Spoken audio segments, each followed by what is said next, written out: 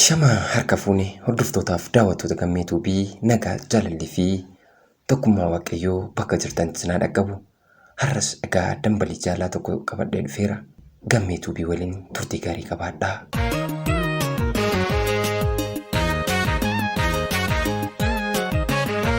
Nuti ilmi namaa gaafa dhalannee dachee kanarratti guddannee maatii keenya irraa of dandeenye jireenya mataa keenyaa jiraachuuf yeroo eegallu hojjennee yookiin barannee dooktora, injineeraa fi wantoota garaagaraa akkasumas mootummaa mataa keenyaa taanee jiraachuuf wanti dhalli namaa hin yaadne gonkumaa hin jiru. Akkuma nuti ilmi namaa itti yaadnu osoo ta'ee hundi keenya dachee kanarratti sooressa taanee jiraachuuf akkasuma hawwii keenya hunda guuttannee qabsoo jireenyaa mo'annee jiraachuuf haadha manaa gaarii fuunee bultii horannee abbaaf ilma taanee jiraachuuf ilma namaa kamuu hawwii isaati.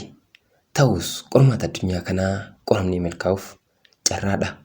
Egaa yaa obboloottan koo wanti nu miidhuu fi wanta jireenya keenya tolchu osoo dursinee kan hubannu ta'eetii ilmi namaa kamuu rakkinaaf waan jireenya isaa dhiphisu hin hojjetu ture. Yeroo hedduu wantoonni tokko tokko calqabanuuf mijatee dhuma garuu miidhaamaaf kan nama saaxilan hedduudha. Namoonni tokko tokko gaafa nutti dhiyaatan nama gaarii, gubbaansaa bareedaa, nama jireenya keenyaaf milkaa'ina qaban fakkaachuun jireenya namaa dhuma isaa balleessanii rakkina keessatti nama kuffisanii ofiif jiraachuu barbaadan hedduudha. Barri tokko bara seenaa, barri tokko immoo gadadoo yookaan gadda ta'ee nama quunnama. Yaa qormaata dachee kanaa anuma qofa moo namni hundi akka koos jiraa laata jedheen yeroo duuf ajaa'iba. Egaa akkuma waliin koo dargaggummaa keessa galeen mucayyoo amalli ishee fi taphni ishee nama hawwatu takkaan akka carraa ta'ee yeroo jalqabaaf akkuma ilmi namaa yeroo walitti dhufu dursee nagaa wal gaafatee maqaa fi iddootti dhalatee wal jijjiiree wal baru sana anis mucayyoo kana tokko jedheen wal baruu kooti. Adeemsuma keessaa osoo jennu ishees taanaan anas carraa wal jaalachuu nu lameen gidduutti cimaa dhufe. Anaafis jaalalli kun jalqaba waan ta'eef baay'ee tokko halkaniif guyyaa isheerraa fagaadhee keessi koo yoomuu naaf hin eeyyamu. Isheenis garuu akkasuma ija ishee duraa akkan dhabamu gonkumaan feetu. Lameen keenyayyuu baay'ee wal jaalachuun dhangaa jaalalaa waliin dhandhamuu eegalle. Akkasuma ta'aa bareedduuf carraan jireenyaa gargar nu fageesse. Isheenis gara biyya ormaa imaluun anis erga isheen biyya ormaatti imaltee booddee gara biyya isheen deemte sana osoo hin ta'in gama biyya biraatti imala koo raawwadhee rabbii koo na gargaaree lafa yaade dhaabbadhee bilbila bitadhee gara imoof kallattiidhaanis halkaniif guyyaa waliin haasa'uu eegalle. Nu lachuu baay'ee gammanne. Waggaa erga lakkoofsnee booda kottu maaloo galiitii gama biyya ani jirutti dhuftee waliin bultii jiraachuu qabna jedhee isheetti yoon himu isheenis tole jettee gara biyya ani jirutti dhuftee wal argannee baay'ee tokko gammannee bultii waliin ijaarrachuuf guyyaarraa gara guyyaatti yoon isheetti dubbadhu haalli amala ishee natti jijjiirramaa dhufe. Inumaayyuu bilbila narraa kaasuu diduu jalqabde. Anis maal taate rakkoon jiru maali? Jaalala mi'aawaa kanaaf maaf boorisitti jechuun halkaniif guyyaa gaaffii natti ta'uura darbee ishee kadhachuun eegale. Adeemsa keessa garuu tole jettee rabbiin nu gargaaree haadha manaaf abbaa manaa taanee bultii waliin ijaarrachuun tokko jennee waliin eegalle. Ammas garuu guyyaarraa gara guyyaatti amala jibbisiisaa akkasumas kabaja dubartiin abbaa manaa isheetiif qabdu naaf hin qabdu. Gorsus humaanarraan dhageessu. Baay'ee tokko akka lubbuu kootti osoon ishee jaaladhu isheen garuu boolla du'aanaaf qotuu eegalte. Maaloo yaa jirana dubartiin abbaa manaa ishee haala kanaan darra keessatti gattu hin jirtuu laata moo jirti laata jedheen waan raajii natti ta'e kana ofii kootiif of gaafadhaa. Wanti hunduu osoo akkuma jalqabeen galma ga'ee namatti tola ture.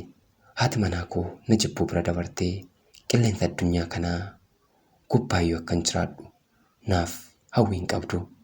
Sababa isheetiin maal hojjedhee maal akkan dhiisu na wallaalchise. Jireenyi kun hunduu natti dukkanaa'e. Egaa jaajirana namni isin kooti jettanii bara dheeraadhaaf isaaf jiraattan boolloo du'aa yoo isiniif qotu maaltu isinitti dhaga'ama? Hanga ammaatti yaadaan ishin dhama'ee bakka ooluuf bakka bulu wallaalee jireenya gadadoo jiraachaa jira. Dubartoonni akkana gara jabummaa keessattuu abbaa manuu fi miidhaan waan jiru natti hin fakkaatu. Namni isin kooti jettanii jaalattan, kooti jettanii qaama keessanitti maxxansitan gaafa bofa ta'ee isinitti maramu maaltu isinitti mul'ata? Ifaa isinirraa dhaamsee yoo dukkana keessatti isin gatume maal jettarree? Yaa obboloota koo, haadha manaa koo tana jibbeen ishee dhiisa yoon jedhe murteessuun dadhabee qalbiin koo bakka lamatti ramte filannoo dhabee qalbiin takka ammoo tarii guyyaa jibbaa kana dhiiftee jijjiiramuu dandeessi naan jetti. Qalbiin takka ammoo maaliif nama si jibbu? Atis jibbi naan jetti. Maalaa godhuree? Jaalalli kennaadha waan ta'eef jibba murteessuu dadhabee haga ammaatti dararrii keessa jira. Waa'ee koo keessaa beekaan tokko ammoo maaloo nama namummaa kee jibbu waliin jiraachuuf maaliif jireenya kee dhiphifta jechuu yeroo hedduu kan na gorsan hedduudha. Ta'us garuu dubartii biraa jaaladhee ishee dagachuuf baay'ees yaadeen ture. Garuu onneen koo naaf qeebaluu diddee. Isheen garuu yoo na agartu akka waan diinaa agarteetti ija diinaatiin fuula diimeffattee fuula koo keessa na ilaalti. Ani garuu keessi koo yoomuu ishii faana jiraachuuf qalbiin koo dhamaati. Mijaati ammaate sittiin tolle naani injina taa'eefina taate taanii nani jaalli. Mijaati ammaate sittiin tolle naani injina taa'eefina taate taanii nani jaalli. Adaraa Kamaal Olmoon dubaraa ilmoo dhiiraa miidhuuf yoomuu taanaan baay'ee nawwinaa. Ilmoon dhiiraas shamara miidhuuf baay'een carraaqinaa. Maaliif yoo jettan Rabbiin kan dhibame fayyisee kan fayyaa qabut dhibee badhaasa. Kanaaf jecha hamaa walitti yaaduun gaarii ta'e natti mul'anne. Ani nama jireenya jaalalaatiin milkii dhabe keessaa tokko jedheen of waama. Haati manaa koo kun namaa gaditti na ilaaluuf xiqqaa guddaa nama birattis kabaja tokko malee waan fedheetti anaan qaanessiti. Yeroo ishiin namoota hedduu biratti anaan qaanessuuf jecha feetuu fi waan jettus arrabni koo waan tokko deebii tokkollee ishiif hin deebisu. Yaa obboloota koo, nama jibbuun durumaa jira waan ta'eef ilma namaa tokko jibbaa kan jedhamu nama isa jaalatu dhiisee nama biraa faana jiraachuu yoo ta'e iyyuu jibba caalu gaddaa fi gammachuu kaleessaa waliin dabarsan irraanfachuu fi haamlee nama cabseen jireenya mijeeffatanii yeroo nama gatan silaa boru maaltu nama muddata? Ani hangam takka daandii malakootii sirrii adeemee dhufe jedhanii yaaduun barbaachisaadha. Rabbiin akka namaa miti waan ta'eef isa kufe kaasee isa kaase immoo kuffisuu danda'a waan ta'eef namoonni nama miidhan yoomuu malkaa'anii nama ol jiraachuun isaanii carraa guddaa natti hin fakkaatu.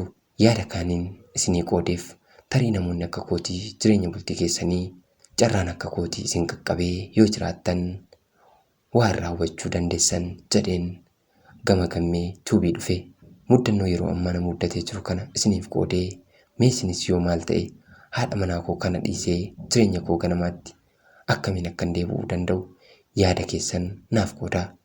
Ataraa waaqaa akka naaf qooddan isiniin jedha. Kan na muddate isin hin muddatin. Yoom dubartii akkas Rabbiin isinirraa qabu yaa jarana. Xalayaa kana kan hin barreesseef haadha manaa koo kan taate Faaxumaa Useenii fi abbaa manaa kee kanati. Jaalala gurgurtee jibba laatteef yeroo ammaas biyyuma takka keessa kan si faana jiraachaa jiru Qaataar Du'aatti kan argamu Saaxuqaa Maarraayii nagaatti xumureera. Tole gaabboleessa keenya, yaada kee waan nu qooddeef guddaa galatoomi. Daawwattoonni Gammee Tuubiis yaada kanarratti waa akka jettan abdiin qaba. Maarree kaanis waa jedheen darba. Yaa obboleessa koo, akka gaarii eegdee turte siif hin mijanne yookiin hin milkoofne hamaa eeguun kees baay'ee hin turre. Osoo duraan 50-50 eegdee yookiin na dhiifte yookiin na jaalatti jettee walakkaa qabatteetti deemtee bareeda ture. Ammatti garuu wanti ta'uu qabu, mucayyoon kun sin jaalattoo ta'e waliin darramuu qabdu. Maaliif jennaan jiruun tokkoof banaadha, tokkoof cufaa akkuma jedhan al tokko olii al tokkos gadi. Kanaaf ati jireenya kee jiraattee carraa biraa soqachuutu siif fala. Kanaaf sammuu koo darartee jireenya hin taane keessa seenuurra mucayyoo kanarraa fagaattee isheellee dagattee jireenya biraa eegaluun ni danda'ama. Ni danda'ama. Akka danda'amus abdii guddaan qaba. Kanaaf egaatis waliin dararamiinitii irraa fagaadhu. Hanga barbaachisu garuu dursaa gorsitee obbaafachuu qabda. Ammaaf kanuma siin jedha. Egaa yaa obbolaa koo waliin miinuu, waliin rakkisnu, waliin dararru. Har'aaf kana yoon jedhe gahaadha. Gammituu fi laayik sheerii fi sabskiraayib godhaa. Biyya keenya dachee dhiigaa ta'aa jirtu kanaafis waaqa uumaa waaqatti amantan nuuf kadhadhaa. Waliif gaarii haa yaadnu. Hammeenyumaa nuun godhu. Walirratti daba yaaduun yoo nu kuffiseen irraan kan hafee bu'aa tokko nuuf hin qabu. Jireenya nuti jirru jireenya ilmi Oromootti jiru jireenya bahee galuu dadhabedha. Maaloo kaa waliif garaa laafnu dantaa siyaasaatiif jennee qulqulluu keenya hin duguugnu. Xumureera. Horaa bulaa deebanaa. Gammeetuu biidha. Har'as Oromiyaarraa